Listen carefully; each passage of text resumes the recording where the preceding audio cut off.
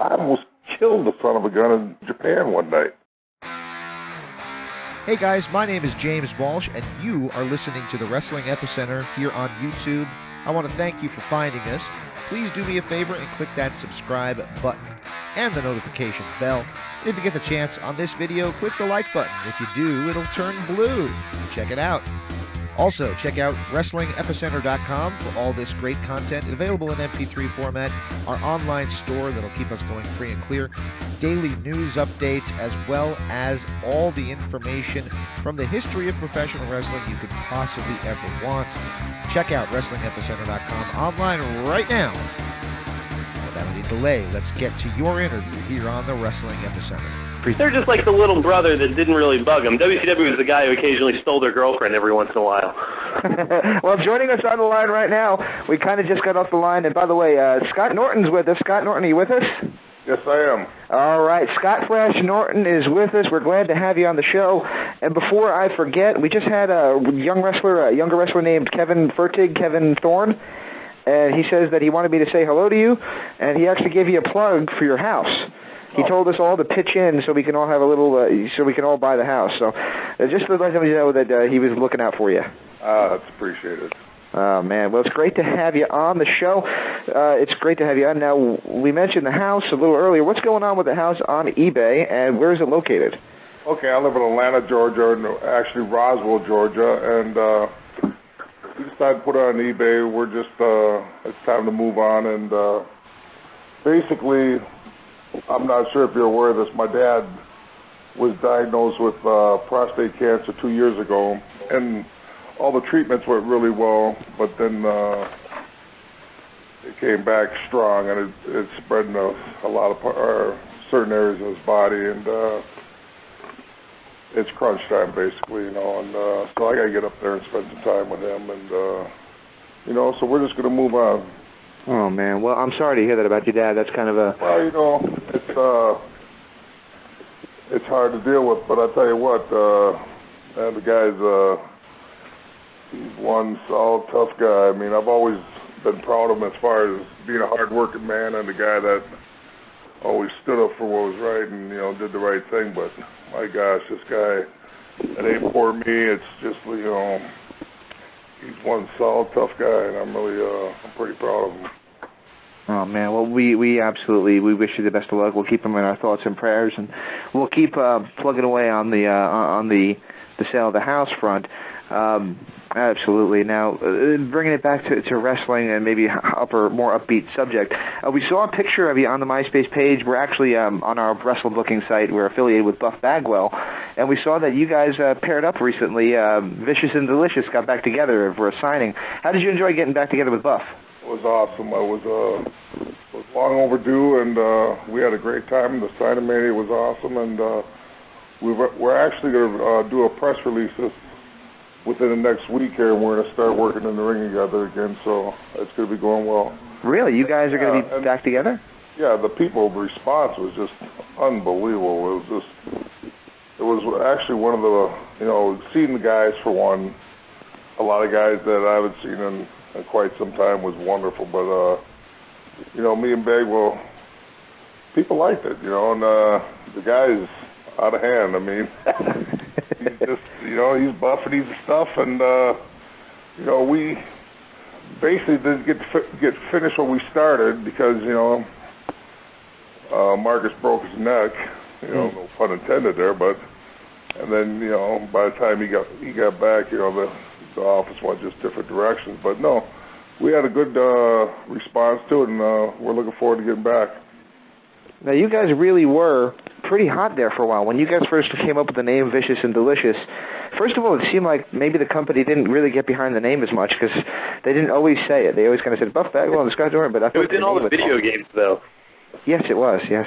Yeah, it was something like, I don't know if they expected it to work. I don't know if they were counting on it to work, but when it started working, they had to go with it. And then we did well. We did really well in Japan, too. Nobody really knows, but, we were there quite a bit. And, we're completely on two ends of the deal. I mean, Marcus is 180 for me. I mean, totally different what I do, and I'm totally different what he does. And once you get together, it works. Isn't that what makes a great tag team, though? Really having both ends of the spectrum? Sure. You know, I mean, I used to be tag partners with Ray Hernandez, Hercules Hernandez, you know. Yep, Hercules, yep. Back then it was Jurassic Powers, and, you know, me and Ray were pretty similar. Oh, yeah. Oh, yeah. But, you know, over there it was just, you know, we just ran over people. I mean, you didn't want to get away because you're going to get... Absolutely. You know, it was wild. But with Bagwell, you know, here it's so much more entertaining than what me and Ray did, because in Japan it's, you know, it was a strong style. Mm-hmm. Matsudo and the Nokia, they wanted people, you know, I mean, it was pretty much body bagging it up, you know. But with Bagwell, it's you know, it's just a good entertaining tag team. Absolutely. And you guys really tore it up in Japan, though, you and Herc. I mean, that was a tag team that did make some waves, even back into the States. I mean, you guys were just two big, brooding guys that could, you know, everybody they knew it was legit. If you got in the ring with you kicked the crap out of them. There you go. You know, Ray was, I'm telling you, he was an unbelievable partner. He helped me out a great deal early on in my career, and, you know, I wish he was still with us, but, no, Herc, you know, I mean, I'm telling you, the guy has sledgehammers for hands, and, yeah, he was just an awesome tag partner. I mean, he brought it every night. You know, I want to tell you one quick story about Herc. That came from Billy Jack Haynes. You remember him at all? Sure. I wrestled Billy Jack in the Pacific Northwest. Absolutely. Now, towards the end of Billy Jack's career, they brought him in to do a dark match, and he later found out that they were just messing with him because they had no intention of bringing him in. He went to his car, grabbed a shotgun, and was going to Vince McMahon's office. And the only reason Vince McMahon is still alive today? Herc stopped him. Yeah. I've heard the story, and I know Billy pretty well because he was the first guy I wrestled when I went to Portland, and I got to know Billy pretty well. And he told me the story, and I'm going, come on, you know, I'm just going like, you know, first off, I don't know what the big guys bring a shotgun to the car. And second, so anyways, when I finally got taken with Herc, I'm in Japan, you know, and I said, hey, Herc, I heard a story about Billy Jack one time, and he says, oh, yeah, the shotgun. I went, you're kidding me. He says, oh, yeah. He says, Billy was to go shoot him. You know, and over the years, I've heard so many guys, you know, that wanted to twist the guy's neck anyway, so it doesn't surprise me now. Oh, man. Unfortunately, he's not doing too well. Billy Jack's not doing that well. He got pretty beaten up last year, and he doesn't remember anything about his life or career or anything. So that's a real shame. That's a shame, because Billy, you know, he had it going on for a while there, and yeah, that's too bad. Yeah, it was a drug. He took a job. He didn't know they was trafficking drugs, and when he found out that that's what it was, he quit. And eventually, they caught back up with him, and there you go. Yeah, well. Yeah. Our crowd, you know, I mean, got to kind of take care of. Absolutely. You know, that's kind of hard to do where, you know, you're, I mean, come on. I mean, you're doing a job and you're working and you don't know they're trafficking drugs. Come on. Well, his exact words were he could have lived with it being pot, but he couldn't live with it being cocaine or anything like that. And when he was driving it, he got curious enough to check, and he figured out what it was. And when he figured out what it was, he basically went and said, okay, you promised to pay me this much, I'm taking this much, and you can go screw yourself. He took that much money, and, you know, it took them some time, but they eventually got their comeuppance, their evens. Yeah, that's too bad. That's a real shame. Yeah, I'm sure, was it, what I heard was guys down in Mexico, right? Yeah, they were working in the sick thing is this guys down from Mexico were working as janitors in a Portland school system. Really? Which is just disturbing as hell. Yeah, well, you know, the cartel, they're worse than the Taliban now, for crying out loud. I mean, they're killing more people than anybody. There you go. You know, I mean, what was he thinking he's delivering? I mean, exactly. I don't understand. When you go to Mexico, you come back. I mean, well, I hope he gets gets turned around again, because Absolutely. Billy Jack is a good dude. Yeah, he means well, I think. Well, Pat, I was interrupting you. Pat, what were you going to say? Oh, well, right before you came on the air, Mr. Norton, we were talking about the new Rise and Fall of WCW DVD that the WWE will be releasing. I don't know if you've heard anything about it, but what is your opinion of how the WWE will portray the history of WCW in this DVD set? Well, this is the first I've heard of it tonight, and, what I hope they do is give it, the respect that they deserve, because WCW was, for years have been just a great office, and, the workers have been there, and the guys, and if they try to play it off as the second office or the second company to WWF and WWE, that wouldn't be right, because they were a strong office for a long time, and it's a shame they're not there today. But, we know why, and but,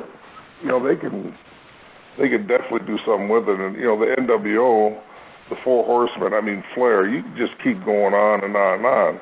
Absolutely. All these great, groups and talents have been through there, and there's definitely something, and I'm sure Vince is going to want to market it the best he can, because, he's going to want to make the money. So, and I just hope he takes care of the true, gives it its what they deserve, Exactly. No, Scott, I agree. I agree with you that Vince should market it in the way it should be to make the money, but this is one of the only businesses that sometimes people will let personal vendettas get in the way of good business. And Vince has been guilty of that as any promoter in the past. I can see this being, obviously I think anyone who respects the history of the business respects what WCW did for the business. And, I can see it going both ways, but, I wouldn't put it past Vince in the way he's been. Look what he did to Dusty Rhodes, for example, in WWA. To let personal vendettas go above and beyond making money for his company. Right. And,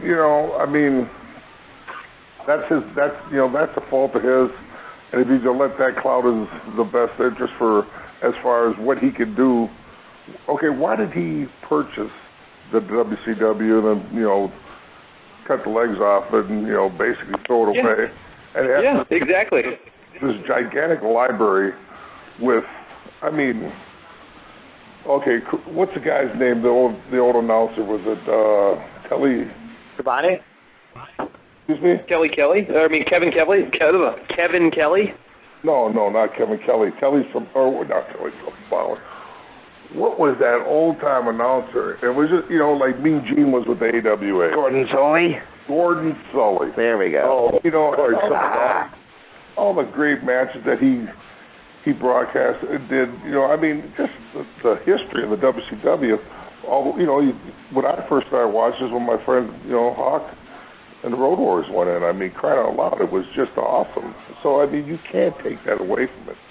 It wasn't what WWE is as far as, they're just an enormous company.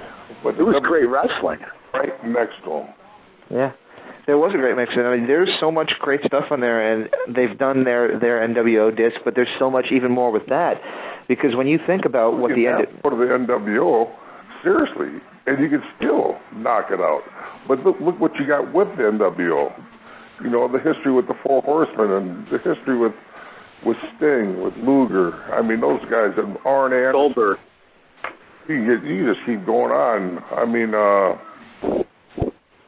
Yeah. He utilizes a lot of that great tape library on 24/7, which I have, and it's great. And actually, in an interesting segue, a few weeks ago, we were watching one of the best things they got there is the Monday Night War, where you can watch the old Nitro right next to the old Raw, and they have the 95 thing. And we were watching you, Andres, who's also on the phone here, we were watching you wrestle Savage. And Andres turns to me, and he's like, Scott Norton, that guy was a killer. Why was he never a world champion in the U.S.? And I'm like, I don't know. but we just, you had this really good match with Savage, where Savage, like I remember you were working on his ribs, I think, the whole time and going for the bear hug. But it was a really good match, and I remember, it's just a great example of the tape library, and then just kind of a cool segue into some classic Scott Norton matches that we saw the other day. Case in point, you look at the AWA. They're on ESPN now, and they're running all their stuff from the 80s and the early 90s. Yeah. Sometimes get the late 70s stuff. And, I'm watching it. Exactly. And, I grew up with it. And they're taking advantage of something, and what Vince has got with the WCW, same deal, easily. Absolutely. Now, there's a match that you won't be seeing on the Monday Night Wars, as they prevented, as WWE shows it on 24/7, that you had, and I wanted to touch base with you, easy for me to say, with you on it, and that was a match with Chris Benoit. Now, it happened in, I believe it was 98. Benoit was really starting to just come into his own, and they pitted you two together, and you had it was short, but it was a Japanese style, strong style, just beat the crap out of each other. Oh, yeah, I remember that one. And you won the match, and a lot of people were surprised you won the match. How did you enjoy working with Chris Benoit? Wow, well, okay, I worked with Chris way back when I first started in Japan. He was in the same office with me for years. We were on the road. We did 50, 60 tours together, and I got to work with him then. But it's, the guy is 100 pounds lighter on him, but he brings it. And I just, he was one of the best professional wrestlers you could ever work with. And, take this for an example. He wrestled the Giant, Paul White, right? Yep. And he had an unbelievable 20-minute match with him. Absolutely. And now, for him to go and do that with him, I'm not as big as Paul, but I'm a big man, and but I move around, and I'm a different style worker. He can adapt any man in the ring, and just he'll bring it. And those guys, him, Jericho. I remember one time when we're doing the NWO stuff, and we did this big run-in. Yep. And we blew out all these guys, and the babyface just beat the daylights out of them. And then somehow or another, they end up in the ring. We're outside the ring, and I grabbed Jericho by the ankle, and I pulled him off from the bottom rope and dumped him on the floor. And he popped up, and I just blasted him with a chop. And I just almost split him in two, So, anyways, we're walking back up the ramp, and we're going to walk in through the curtain, the W Nitro signs, all that. And right as I get to the curtain, I feel a big pull on my shoulder, and he turns me around, and here it is, Jericho, and he blistered the daylights out of me. And he kind of backed up, and he did the gun thing like Mankind did, pow, pow, pow, pow. So these guys, they don't care. They just keep coming, and they just go, So. No, Scott. Go ahead. Were you keep going there? No, but working with Benoit was you can't go wrong in the ring with him. He was one of definitely. No, I was reading Jericho's book, which I like a lot, and he speaks very highly of you and talks about, and which I was not aware of, that you guys were apparently pretty good friends in WCW, and he mentions a time. I don't know if you remember this or not, but apparently Scott Hall was giving him a lot of shit, and especially about his push and like messing with him, or something about you say you go to Jericho, he's like if you don't knock him out, if you don't stand up to it, I'm gonna knock him out, and everybody's gonna think I fight your battles for you. So Jericho stood up the hall right there. I don't know if you remember that, but that's in Jericho's book actually. Yeah, I do, and it's something along the lines where the business people, they just get so far ahead of themselves, and then they start looking at people for who they're portrayed on television. And, who's ever got the better push on TV, or who's a more popular guy, treats people differently in the locker room. That don't happen. I've never been that kind of individual. You just, it doesn't matter if you're the first round draft choice from the Detroit Lions this year, or you're the last guy taking the draft. You treat people the same. You don't got to be 6'6", 350 pounds be a man, you know? And I just got tired of seeing things like that, and, you know, so I kind of gave him a little shove, you know, because I'm not testing his manhood. I know if you twist it, you know, you give him a little point in the right direction, he's going to do it. And he did it, you know, and I mean, it's only right, you know, because everybody in the business, or everything that you do, they want to succeed. Everybody wants to make it. Yeah. So, you know, they just, wrestling can be so cutthroat, and it just, you know, I never did that. I don't like that. I've never been around, I wouldn't hang around people after matches, or I wouldn't travel on the road with people like that. And Scott Hall's a great guy. He can be the best guy in the world. I almost killed the son of a gun in Japan one night. What happened there? He was pulling, you know, just doing what he does, you know, same kind of deal. It doesn't matter who you are, he'll do it, you know. But, you know, yeah, Chris Jericho's a great guy, and, you know, I just sort of gave him a push in the right direction there.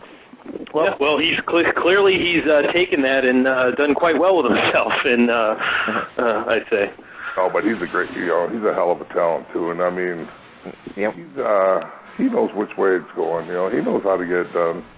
Now, we talked a little bit about the NWO a few minutes ago, but I don't think the fans of today that are seeing these stables come up, and really the stables are fly by night. You got a stable on there that's a main event in Raw all the time right now, but I don't believe that 5 years from now anybody's really going to remember it. People still remember the NWO. People loved the NWO. The NWO was everywhere. If you were a fan and you wore an NWO T-shirt to the mall, you were going to be surrounded by people talking to you about Nitro. And this was in the heart of WWF country, which was New York. And I'm speaking from experience on this one. What do you think it was about the NWO that just made it so huge? And it wasn't just in the U.S., but it also was in Japan as well.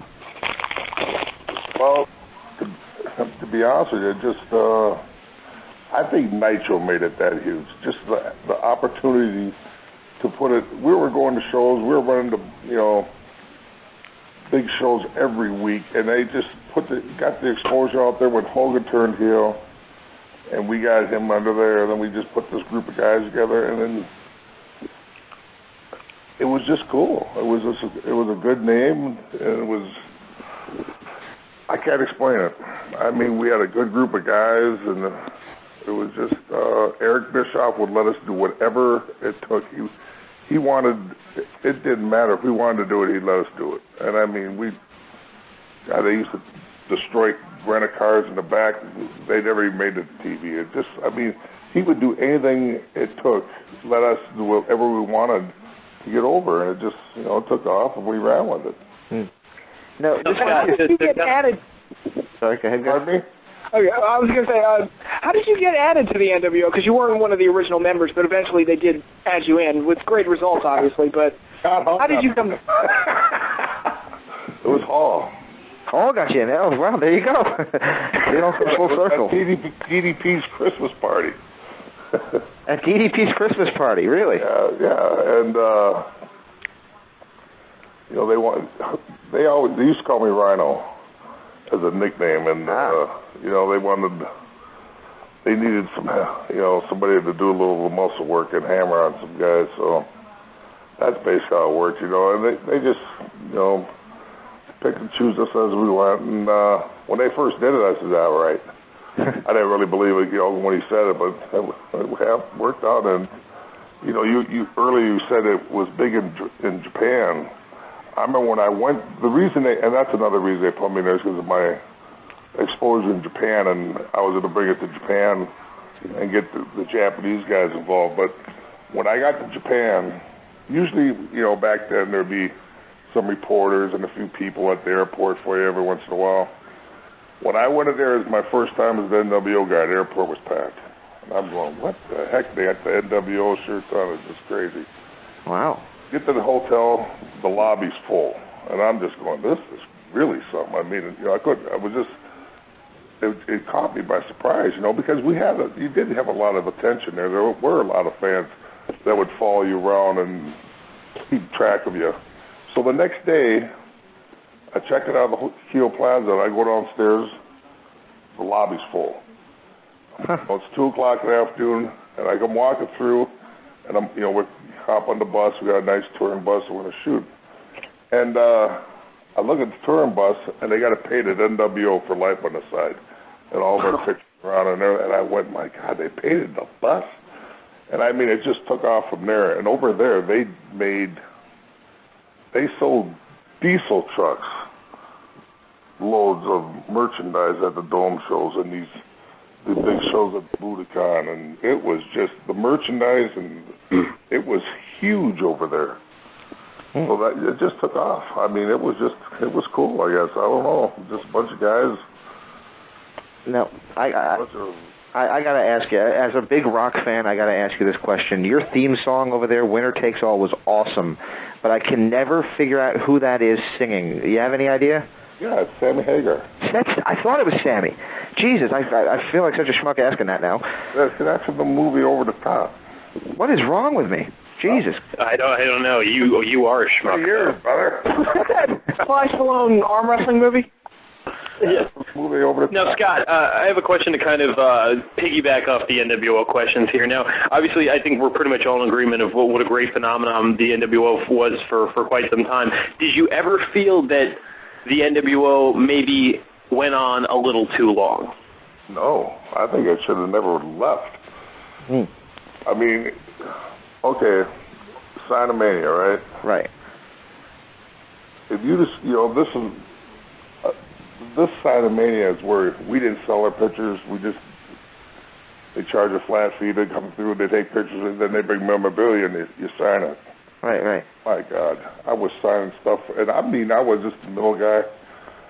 It was nonstop. They could have ran with that forever. I mean, I don't know why Vince doesn't use it. I mean, there's, in some way or shape, now I do. I know why. But at the time when we were doing it, it was being pulled apart from people within. You know what I mean? And, the red and black, and the black and white. That was a bad idea. Very bad idea, Because you could just put something to rest for a while. You don't have to be, the main event every night. Just be totally involved all the time. You just put it to sleep for a while, let it simmer. Yeah. Turn the heat back up and let's go. Now, that was something that I wanted to discuss with you. It was, in 99, it seemed like they kind of, I think we all can agree that 96 was awesome for WCW. 95, 96, 97 was awesome. 98, you started to kind of feel like maybe they were starting to lose their way. But it seemed like you hit the wall in 99 creatively because you had, Hogan and them. They all of a sudden were wearing the red and black of the nWo, and you guys were kind of, I guess they were calling you the B team, and you were the black and white, and it just seemed like the entire company as a whole didn't have a direction. They called me the B team. I'll tell you that right now. But anyways. Yeah, exactly. I mean, they just seemed like you guys were kind of an afterthought. I mean, yeah. The thing about it, when stuff like this happens, when you said the creative control, well, there was one guy that had creative control.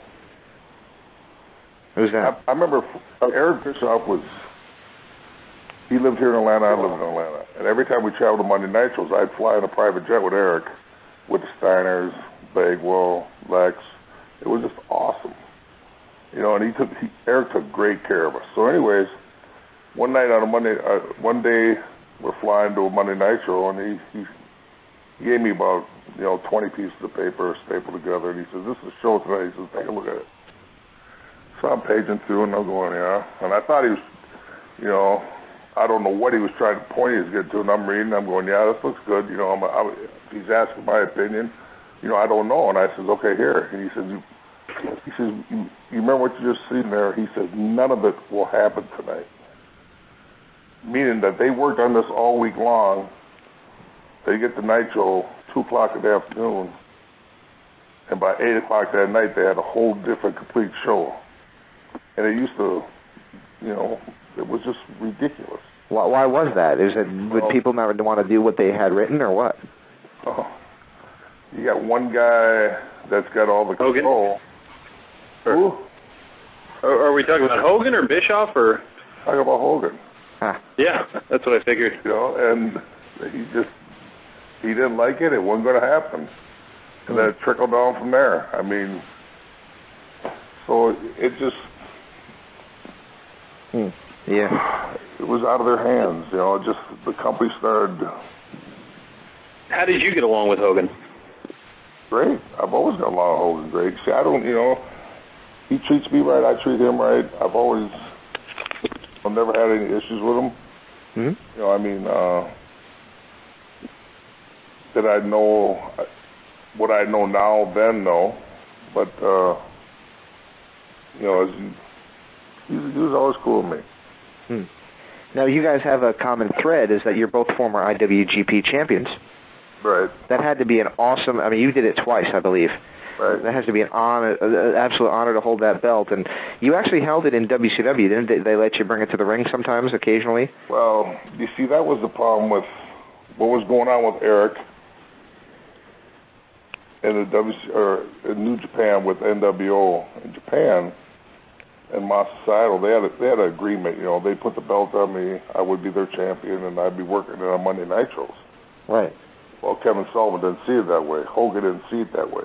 Didn't you do it on Saturday night? You brought them to the ring? Yeah, but that wasn't what the deal was. Oh. And a lot of people from the Japanese office thought it was because of Hogan, because he didn't want to see the IWGP champion guy on his Monday Nitro show, the Monday Nitro deal. Oh, boy. And Eric, yeah. And then then they weren't using me properly, so, I mean, that company took such great care of me for over the years, and it was such a strong company. I mean, and I had a lot of, you know, Eric was in my corner, but he was up against it. So, and at the time he showed me the paperwork show that night, I was IWP champ. And I was going to defend it that night, but it didn't happen.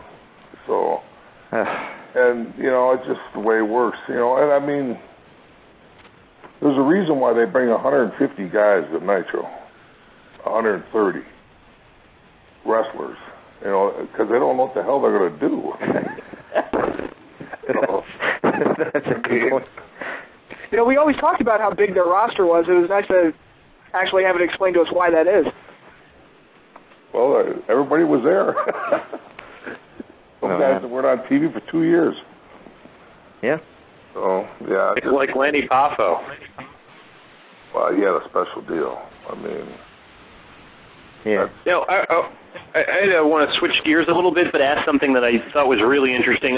This is touched upon in Flair's book, in Bischoff's book, and I think the incident, I'm pretty sure, unless my memory's faulty, is in regards to you, the North Korea Wrestling Festival of 1995. I heard, I mean, obviously I think we've all heard that just in the news, but the place was just absolutely horrible to be a part of. Apparently you were on the phone or something, and you mentioned something about the place being like a piece of garbage, or I don't know what the words were, and then the phone line went dead, meaning they were screening everyone's calls. Like, was that you, or is my memory mistaken? How was that trip? Okay, this is how it went down. You get to North Korea. We were the first plane to land there in 10 years. The airport opened it up for us to get in there. And nobody was inside that airport, I'm telling you, for 10 years. It was like, dust was like snow in there, 2 inches deep. Oh, my God. So anyway, we go through the airport, you know, and we got our passports, and we don't know why. And it was just like, it was like landing in someplace in Canada, out in the middle of nowhere. So as we get to the hotel, they take all of our reading, if you had anything to read, they took it. Took your passports. You didn't even have a plane ticket, nothing. So I go to I want to call home, you know, I want to call my wife, tell her I made it, everything's fine, you know. Yeah. You can't do that. You can't call out of the country. I'm going, what? You can't call. So it was, the next day I talked to the guy I have no idea who he was, but he was a military individual. And I said, I want to call home. How do I do it? And he says, oh, you got to talk to the operator in the hotel. So I go to the front desk. I got Black Cat help me out, get the phone. So they connect me, and I got to run all the way up my room.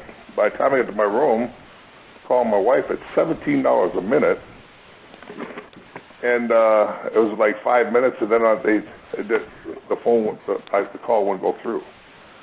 Oh my God! After 2 days, I finally get through to my wife. I go, hey Tammy, I said, I'm sorry I haven't called. She says, where the hell have you been? I'm going, you don't understand, and she's mad at me because I didn't call her. And I said, and I told her, I said, you don't understand what kind of dumb part, I called it a S-hole. You can swear on the show if you like. What kind of shithole I'm in here? There we go. I said, this place is just the worst fucking place I've ever been in my entire life. All of a sudden, the phone goes dead. Oh. And I go, she hung up on me, and it's $17 a minute. Oof. And anyways, I'm just kind of going like, what the hell? So I slammed the phone down or whatever. Next thing I got a knock on my door. A little pissed off, so I open up the door. Here's that guy that's in the military with 4 guards. And they take me away to a room, and they started interrogating me. Oh, my God.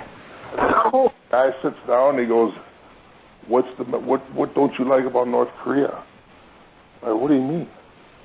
And, they have my phone tapped. Oh, my God. And I'm just going, you don't understand. I said, when you are with your wife, everything's bad. I mean, I was worried. Exactly. So anyways, I talked my way out of that, basically, which I didn't think I had to, but I did. Mm. And when Flair got word of that, he followed me, Rick Steiner, and Scott Steiner around like a little puppy. Scared. He kept saying, we're not going to get out of here, are we? We're never going to go home, because they were making him do interviews talking about how North Korea is the best nuclear power, Oh my God! They took credit. They took credit for the 2 bombs that America dropped on Japan way back when. Were you guys wrestlers there, or were you guys POWs? Well, basically both. But I mean, it was nuts when we flew home, and we got Muhammad Ali with us. That's the only reason I knew we were going to make it. Serious. Wow. I'd never been around a guy like that before. I mean, he was just unbelievable, but you could just tell that we were okay because of him. But we got home in land of Japan. It was pouring rain, and Flair was on his hands and knees out there in a $33,000 suit, kissing the ground. Yeah, he mentions in the book that he was kissing the ground. Wow. He was kissing the airport, the runway, and I just said, my God. And I mean, now looking back at it, it was pretty hairy. Wow. Yeah, well, for the listeners out there who think that Scott might be exaggerating about this, he's not. Kim Jong-il has been known to fly in actresses from Europe, from Japan, that he's a fan of because he's like a psycho movie fan, and actually literally keep them there for years against their will. So so that kind of thing is completely common in North Korea, and it actually sounds like a horrifying experience. Well, Scott, we've kept you longer than we said we would. We just have a couple more questions. You cool to stick for just a couple more minutes? Sure. Oh, man, I got to thank you so much. I wanted to ask you, this is kind of my thing, and it was kind of the start of these long promo segments that happen on American wrestling television, which unfortunately still happen every time Triple H grabs a microphone. You guys would walk through the ring as parts of the NWO, and it seemed like you guys would kind of just scatter and then lean up against the ropes, and Hogan would talk for 25 minutes. And my question is, or Nash would, and Hall would join in, and sometimes Savage would get a line in maybe. But it seemed like you guys were kind of just there. At any point were you just kind of sitting there thinking, all right, can we leave the ring now? Or no. No? Especially when you're live. Absolutely. You just kind of, you wouldn't believe some of the conversations that goes on. What, in the ring while that's going on? I mean, it's nonstop. We're ribbing, and, the only guy that ever really did get the mic out of his hand was Scotty Steiner. Nobody take it back anyway. But, that was all cool, You just got to go with the flow. I mean, there's guys that can't handle, not being the main dude involved. and there's people that, you know, can. And I guess my deal as far as like what you said earlier about me not being a world champ and all this and that, well, you see, I was working 2 different countries at the same time. So I don't blame nobody for what my push was here because, you know, as soon as I got something going, I was back in Japan. But, I mean, it was awesome because I was doing nWo over there. It was huge. It might have been bigger there than it was here. That's how big it was. Wow. I mean, it was, they're, put it this way, their T-shirt sales in Japan it was ridiculous. I mean, 20 million a month. Wow. Whoa. It was just completely crazy. And, you know, so that's okay because I knew that I had Japan. I mean, when WCW went down hard times, guys started getting clipped. I had a top-notch job waiting for me. I mean, yeah, well, you got out of Dodge in '99 before, you know, WCW really hit hard times, and so, I mean, obviously you had a lot more foresight than some of the people in that company. Well, you know, a lot of guys just kept saying to me, "Why do you keep going back to Japan? Eric likes you. You got a good job here." And I said, "Well, you don't know." I said, "You never screw up your Japan deal. You get it." You know, I had the top spot there for a while, and I wasn't going to let it go, you know. And it turned out, you know, I mean, as soon as I was done with WCW, I went right back to New Japan, and I worked 10 more years there. So there you go. And, you know, it was awesome. It was a great place to work. And, I mean, and then, you know, like you talk about these other groups. Well, we tried to do a Team 2000, which was a black and white. They ended up painting the bus for Team 2002. And, you know, we were kind of like the nWo group in Japan. You know, but Chono was the leader of it. And Chono's, you know, he's kind of like the Rock in Japan. He's pretty cool dude. You know, he's got the Aries Trist and all the cool outfits and everything. And we did pretty well for a couple of years, you know. And I mean, but it wasn't nWo like anywhere near it. Right. And that was just, I don't think they've had anything like that there before or after. No. Never. I mean, that was just, it was huge on such a scale. And I mean, I can even editorialize and say that the anti-hero and how cool it was to be the bad guy at that time really spawned, going to the WWE, the success of Steve Austin. Well, absolutely. I mean, I remember I worked a match against Steve in 1992 when he was stunning Steve. Yep. And I did a tour, and I was on tour, and they used to interview you when you first started. All the time you're doing, you're busy. So they asked who I thought was a good, young, great wrestler coming up. I said, Steve Austin. I said, I think he's got talent to be, you know, I was just putting guys over that were on our, you know, work with our company and whatnot. I had no idea Steve was going to be that big of a star. Right. But, you know, I mean, I knew he was a great wrestler. I knew he knew the business, and he was awesome out there. And then, you know, he gets right in it and bang. So, I mean, he's took it to a whole nother level, too. So, but I always, you know, I kind of fall back on that, you know, because, you know, the people in Japan, they go, oh, Norton, son, he's smart. And, you know, I had no idea. It was just a lucky guess, I guess. Oh, man.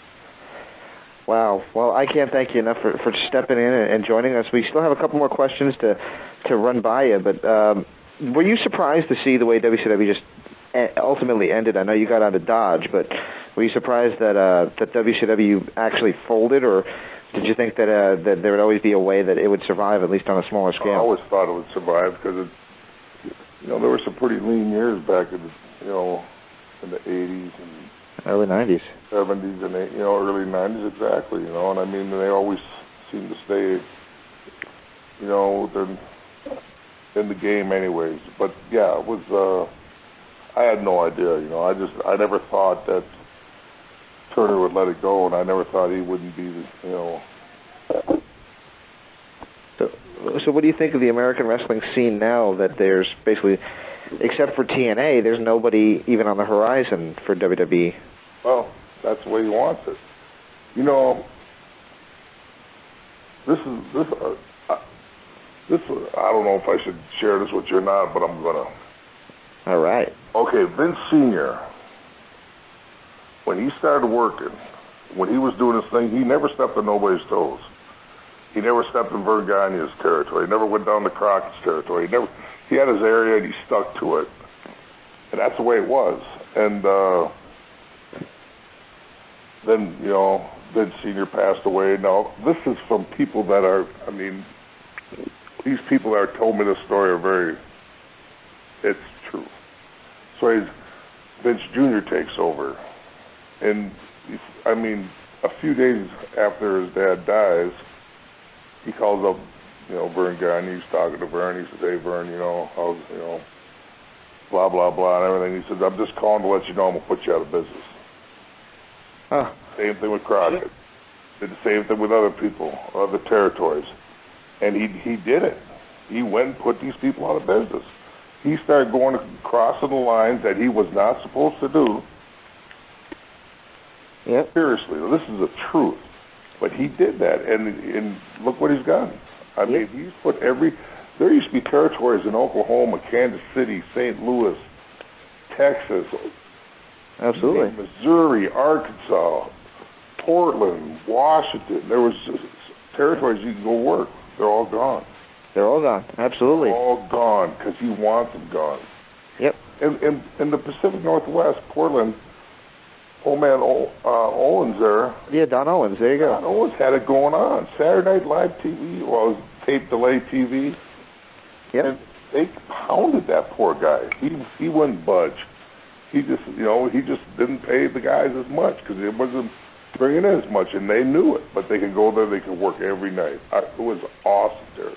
I mean, look what came out of there. I mean, unfortunately, we just lost Buddy Rose, but you also had Roddy Piper came from there. So many guys came from there. Oh, absolutely. And I mean, so, you know, that's exactly what he wanted to have happen, and it's what happened.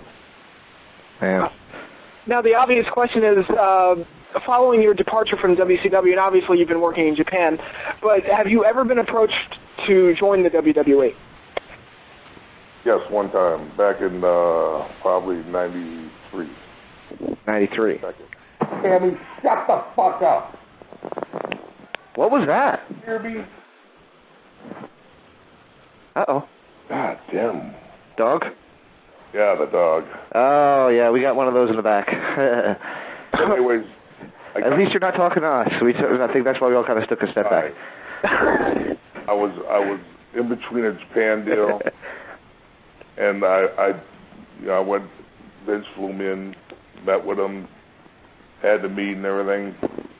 Told me I was going to be a very rich man. They offered me a contract, and there was no zeros on it. There was absolutely nothing on it. And I just couldn't leave what I had in Japan, so I stayed. But otherwise, you know, I did meet with Vince. He was cool as heck with me, and it just didn't work out. Oh, man. Well, like I said, we can't thank you enough. And you're selling your house on eBay, and you got the MySpace page up and running. You want to plug that real quick? No, that's all right. Everybody, I got so many people on that dang thing anyways. But, you know, the house is on eBay. It's a beautiful home, pool, unbelievable yard. The yard is immaculate, private backyard.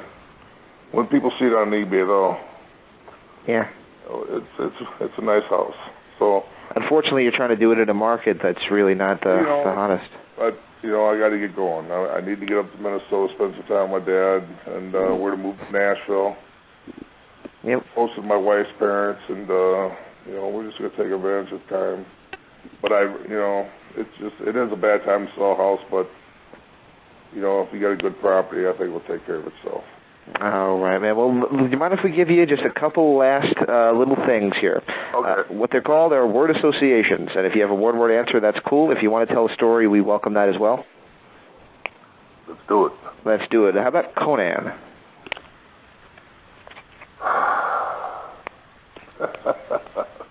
Well, Conan's a great guy. I like Conan. He's a good dude. He's kind of, but I guess chicken shit. How about one of my favorites, Big Papa Pump, Scott Steiner? Not a chicken shit. No. Papa Pump. Were you there when he got into the big thing with Paige that time? Yes. Oh, I heard that was one for the ages. Well, we kind of needled Scotty on that for a while. You see, he wrestled DDP on a Nitro, and DDP coming to the match, he looked like a mummy from the old black and white TV shows. He had more Band-Aids on than, he was hurt.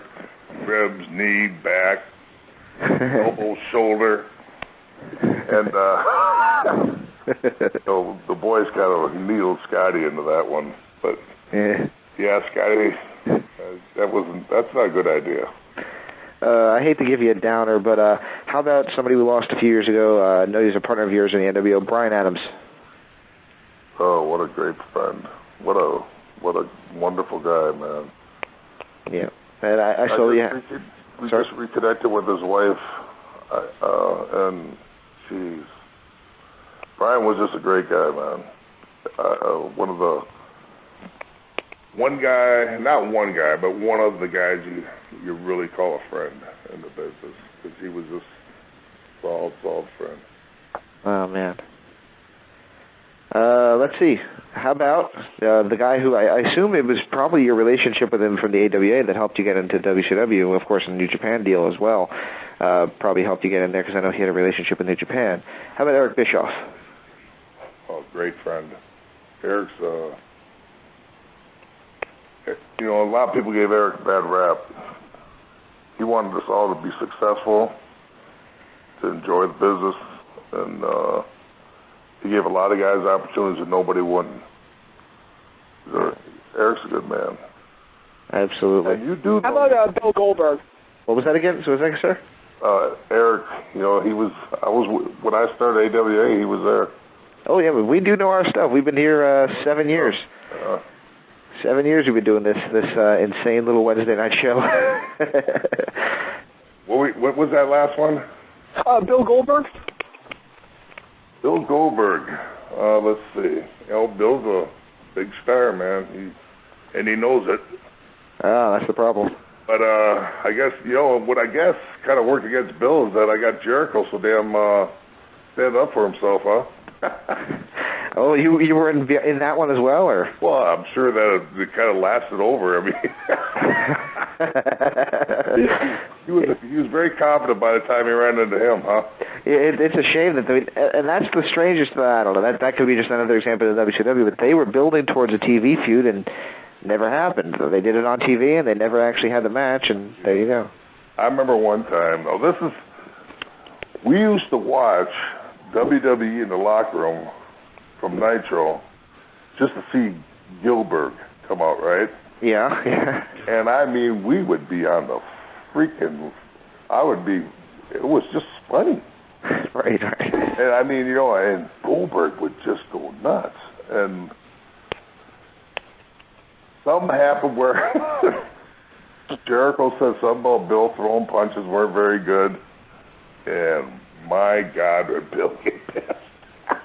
And then all of a sudden they're in there, he's kind of talking to Jericho about it. And all of a sudden Vince puts Gilbert on. And he comes out coughing and there's a little sparkle and everything. And everybody's on the floor in the locker room. Bill didn't know it because it's the TV's behind him. Turned and saw that. Oh my God, he just turned red. He's just going to handle it. Big star, man. He did it right. He had a good run. Here's one. This is probably going to be the last one. It's not a big one, but it's just one I wanted to ask you about. Your former tag partner in the AWA, John Nord, who I believe became the Berserker. Perfect name for him. Yep. Another great guy. John, he's a madman. The dude is just completely out of his mind. Not out of his mind. Absolutely. Honestly, but I mean, he's got the biggest heart in the world, but he's a nut, man. All right. Fun too. But yeah, he's a great friend. He's got, all the guys in the business love him and respect him a lot. All right. Before we let you go, I've kind of dominated, so I'm going to let these guys say. Guys, you want to finish up with Scott Norton? I don't have any questions left, but just thank you so much for your time. It was really great to get to talk to you tonight. Hey, I really enjoyed it, and let's do it again sometime, huh?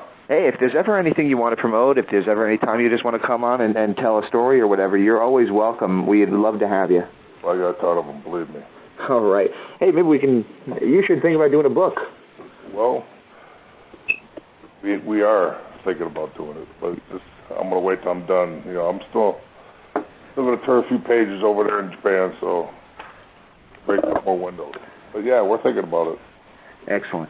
All right, man. Well, thanks so much for joining us. And for everybody listening live, we're just about to finish in just a few moments. So, Scott Norton, this has been a great pleasure for us. For Eric Clancy, for Patrick Kelly, for Andres, for Nick Knoll, this is James Walsh. And thank you again, Scott Norton and Kevin Thorpe, for joining us. Next week, Coco Beware and Glacier will be joining us. So stay tuned next week for the Interactive Interview right here on theinteractiveinterview.com.